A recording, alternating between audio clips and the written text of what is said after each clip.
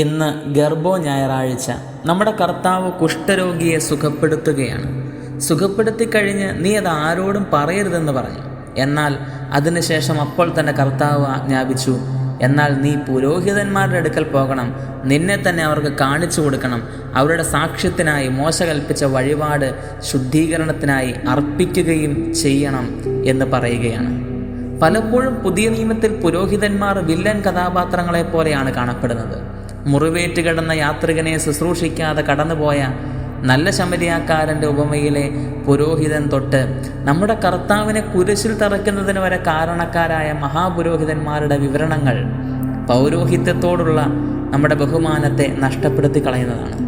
എന്നാൽ അറിയിപ്പുകാരനായ വിശുദ്ധ ലൂക്കോസ് എഴുതിയ രക്ഷാസുവിശേഷത്തിൽ പൗരോഹിത്യത്തിന് വളരെ പ്രാധാന്യം കൊടുത്തിരിക്കുന്നതായിട്ട് നമുക്ക് കാണാൻ കഴിയും. സുവിശേഷം ആരംഭിക്കുന്ന ആദ്യ ഭാഗങ്ങളിൽ തന്നെ നീതിമാനായ സക്രിയ പുരോഹിതനെ കാണുകയാണ്. വീണ്ടും വൃദ്ധനായ ശമൂവനെ നമ്മൾ കാണുന്നു. പൗരോഹിത്യത്തിൻ്റെ ശ്രേഷ്ഠത എടുത്തു കാണിക്കുന്ന ഒരു സുവിശേഷമാണ് വിശുദ്ധനായ ലൂക്കോസ് എഴുതിയ രക്ഷാസുവിശേഷം.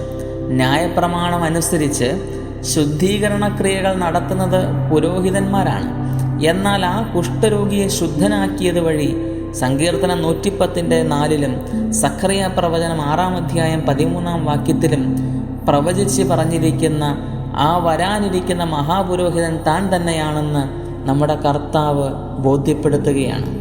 നമ്മുടെ കർത്താവ് തന്നെ പുരോഹിതന്മാരെ നീ ചെന്ന് കാണണം എന്ന് ആജ്ഞാപിച്ചത് വഴിയായി പൗരോഹിത്യ ശുശ്രൂഷയെ ബഹുമാനിക്കുന്നത് നമുക്കിവിടെ കാണുവാനായിട്ട് കഴിയും. യേശു ക്രിസ്തുവിനോട് കൂടി എല്ലാ പൗരോഹിത്യവും അവസാനിച്ചു എന്ന് ചിന്തിക്കുന്ന അനേകർ ഈ കാലഘട്ടത്തിലുണ്ട്. ഇനി അങ്ങനെ ഒരു പ്രത്യേക ശുശ്രൂഷ ഇല്ല എന്ന് ചിന്തിക്കുന്നവർ മനസ്സിലാക്കിയിരിക്കേണ്ടത് യേശു ക്രിസ്തു ഈ പൗരോഹിത്യത്തെ തൻ്റെ അപ്പോസ്തലന്മാർക്ക് പകർന്നു കൊടുത്തു എന്ന യാഥാർത്ഥ്യമാണ്.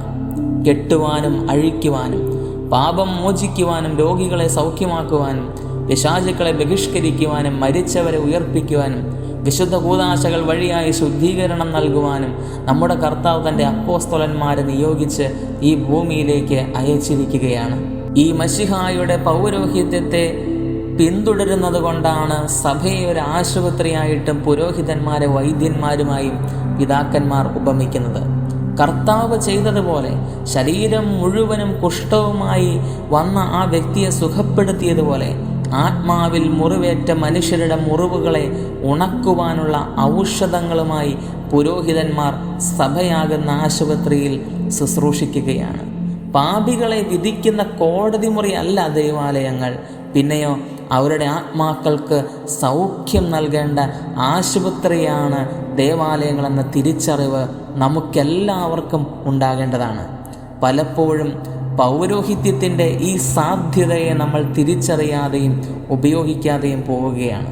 നമ്മുടെ ജീവിതത്തിൽ നിന്ന് ഒരിക്കലും മാറുകയില്ലെന്ന് നാം കരുതിയിരിക്കുന്ന ചില കുഷ്ഠങ്ങളുണ്ട്. എന്നാൽ അത് സൗഖ്യമാക്കുവാനായിട്ട് ഈ ഭൂമിയിൽ കർത്താവ് പൗരോഹിത്യത്തെ ചുമതലപ്പെടുത്തിയിരിക്കുകയാണ്.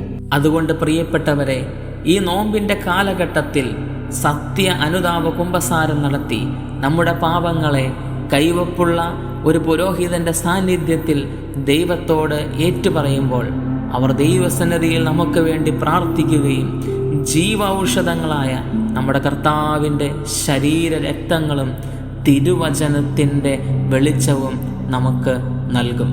അവ നമ്മുടെ ആത്മാവിന് യഥാർത്ഥ സൗഖ്യം നൽകുകയും ചെയ്യും.